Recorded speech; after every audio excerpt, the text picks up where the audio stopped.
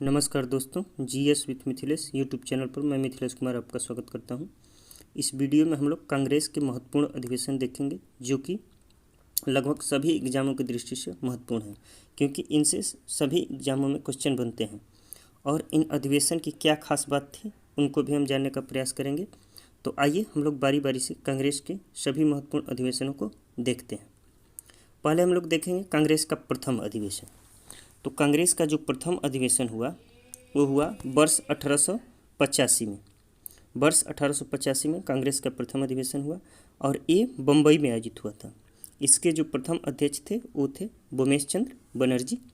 और इसकी खास बात यह थी कि इसमें केवल 72 प्रतिनिधि शामिल हुए थे, यानी इस अधिवेशन में केवल 72 प्रतिनिधियों ने भाग लिया था।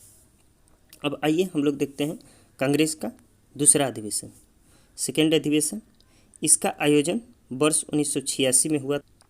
इसमें दादा भाई नौरोजी ने अध्यक्षता की थी। इस अधिवेशन की अध्यक्षता दादा भाई नौरोजी ने किया था और ये कोलकाता में आयोजित हुआ था। स्थल था कोलकाता, वर्ष था 1986 और दूसरा अधिवेशन था। इसकी खास बात ये थी कि इसी में न्यायपालिका तथा कार्यपालिका को पृथक करने की मांग की गई थी।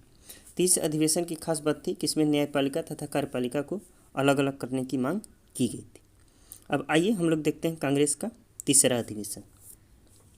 तो जो कांग्रेस का तीसरा अधिवेशन था वो वर्ष 1987 में आयोजित हुआ था और ये स्थल जो था मद्रास था, यानी मद्रास में इसका आयोजन हुआ था।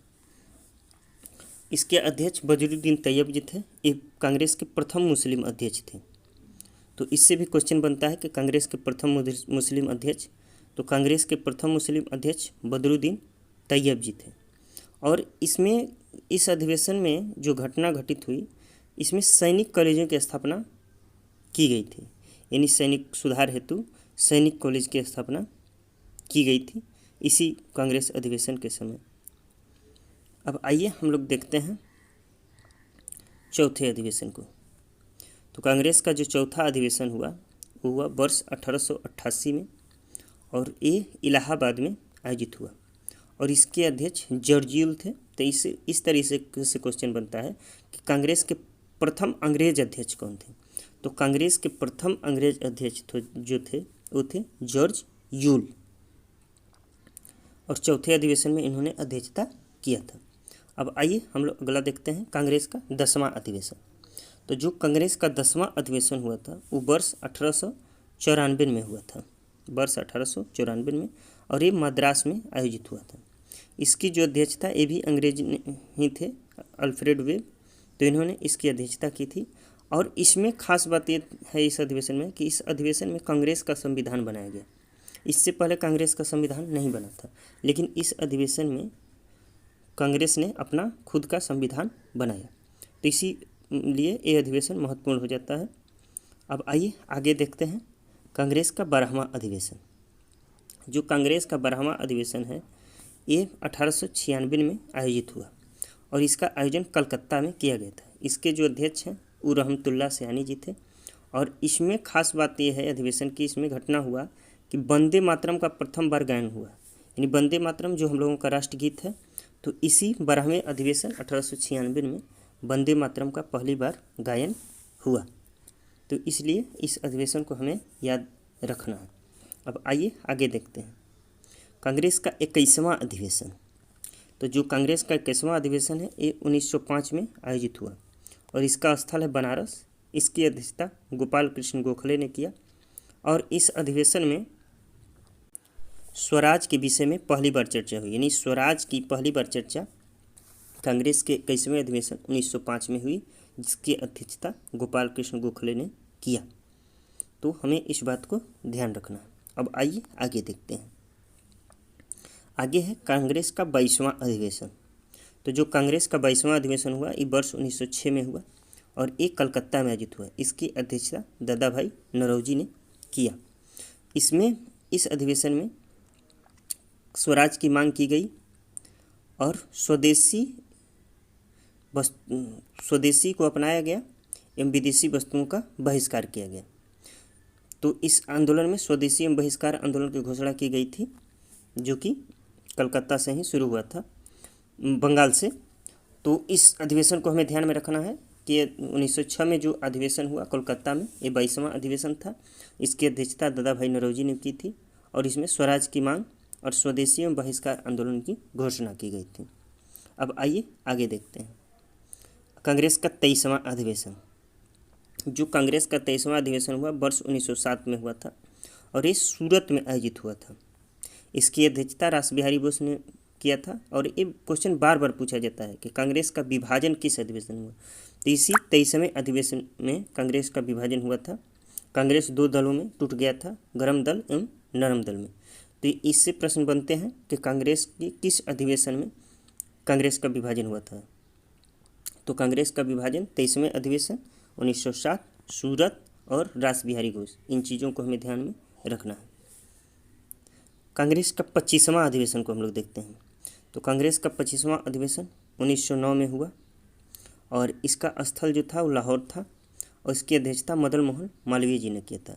और इसमें इस अधिवेशन में मांग हुआ था कि मुफ्त व आवश्यक प्राइमरी शिक्षा हो वो हमें मिलना चाहिए। मुफ्त व प्राइमरी आवश्यक शिक्षा की मांग की गई थी इस अधिवेशन में, मुफ्त व प्राइमरी शिक्षा की। तो इस अधिवेशन को भी हमें याद रखना है। अब आइए आगे देखते हैं कांग्रेस का 27वां अधिवेशन। ये भी बहुत महत्वपूर्ण है। इसका आयोजन वर्ष 1911 में हुआ कोलकाता में और इसके अध्यक्ष बिशन नारायण धर जी थे। और इसी अधिवेशन में पहली बार जनगण मन का गायन हुआ, यानी पहली बार जनगण मन का गायन कांग्रेस के 27वें अधिवेशन वर्ष 1911, स्थल कोलकाता और अध्यक्ष बिशन नारायण धर। ये भी परीक्षा की दृष्टि से बहुत ही महत्वपूर्ण है। अब आइए आगे देखते हैं कांग्रेस का 28वां अधिवेशन।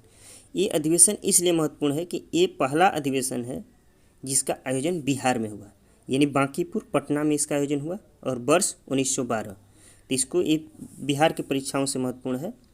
तो इस हमें ध्यान में रखना है कि कांग्रेस का 28वां अधिवेशन जो पहला अधिवेशन था जिसका आयोजन बिहार में हुआ वर्ष 1912 में और ये बांकीपुर पटना में आयोजित हुआ।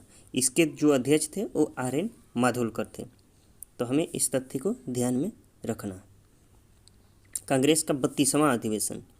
तो कांग्रेस का जो 32वां अधिवेशन हुआ वो वर्ष 1916 में हुआ और इस अधिवेशन में खास यही है कि इस अधिवेशन में फिर से कांग्रेस का एकीकरण हो गया, यानी गर्म दल एवं नरम दल मिल गए। और इसका 1916 में आयोजन हुआ था और लखनऊ में। इसके जो अध्यक्ष हैं, इससे क्वेश्चन बनेंगे, इसके जो अध्यक्ष हैं वो अंबिका चरण मजूमदार हैं। तो हमें ध्यान में रखना है कि कांग्रेस के 32वें अधिवेशन में कांग्रेस का एकीकरण हुआ। इसके अध्यक्ष अंबिका चरण मजूमदार थे, स्थल लखनऊ और वर्ष 1916। कांग्रेस का 33वां अधिवेशन। कांग्रेस का 33वां अधिवेशन वर्ष 1917 में। अध्यक्ष जो थी वो एनी बेसेंट थी और स्थल कलकत्ता। तो हमें इसमें ध्यान में रखना है, इसलिए इम्पोर्टेंट है कि इसमें पहली महिला को अध्यक्ष बनाया था, पहली बार किसी महिला को अध्यक्ष बनाया गया था। तो इसलिए ये अधिवेशन महत्वपूर्ण हो जाता है कि पहली बार किसी महिला, और वो महिला थी एनी बेसेंट। तो पहली बार कांग्रेस की महिला अध्यक्ष एनी बेसेंट बनी कांग्रेस के 33वें अधिवेशन वर्ष 1917 में। आइए आगे देखते हैं 38वां अधिवेशन। ये कांग्रेस का ऐसा अधिवेशन है जो कि दूसरी बार बिहार में आयोजित हुआ था। तो इसका आयोजन वर्ष 1922 में किया गया था और ये गया में आयोजित हुआ था। इसके अध्यक्ष जो थे वो CR दास थे। तो इसलिए ये अधिवेशन महत्वपूर्ण हो जाता है। आइए कांग्रेस का 40वां अधिवेशन। इसकी जो वर्ष है वो 1924 है, यानी 1924 में इसका आयोजन हुआ और ये बेलगाम जो कि कर्नाटक में पड़ता है वहाँ पर इसका आयोजन हुआ और इसके जो अध्यक्ष थे वो महात्मा गांधी थे। तो यही एक ऐसा अधिवेशन है जिसमें महात्मा गांधी ने कांग्रेस की अध्यक्षता की थी। इसके बाद महात्मा गांधी ने कभी कांग्रेस अधिवेशन का अध्यक्षता नहीं किया है। तो इसलिए ये इम्पोर्टेंट है अधिवेशन, 40वां अधिवेशन। किस अधिवेशन की अध्यक्षता महात्मा गांधी ने किया था और ये इकलौता ऐसा अधिवेशन है जिसकी अध्यक्षता महात्मा गांधी ने की थी। अब आइए देखते हैं 41वां अधिवेशन। ये 1925 में हुआ था और वर्ष 1925 में, और स्थल जो था वो कानपुर था। इसकी अध्यक्ष सरोजिनी नायडू थी और ये ऐसा अधिवेशन था जिसमें किसी भारतीय महिला को अध्यक्ष बनाया गया था। तो कांग्रेस के अध्यक्ष बनने वाली प्रथम भारतीय महिला सरोजिनी नायडू थी वर्ष 1925 में और स्थल जो था वो कानपुर। तो इसलिए इस चीज़ को हमें ध्यान में रखना है, इस तथ्य को। आइए आगे देखते हैं। कांग्रेस का 43वां अधिवेशन वर्ष 1927 में आयोजित हुआ। स्थल मद्रास और अध्यक्ष जो थे वो M.A. अंसारी थे।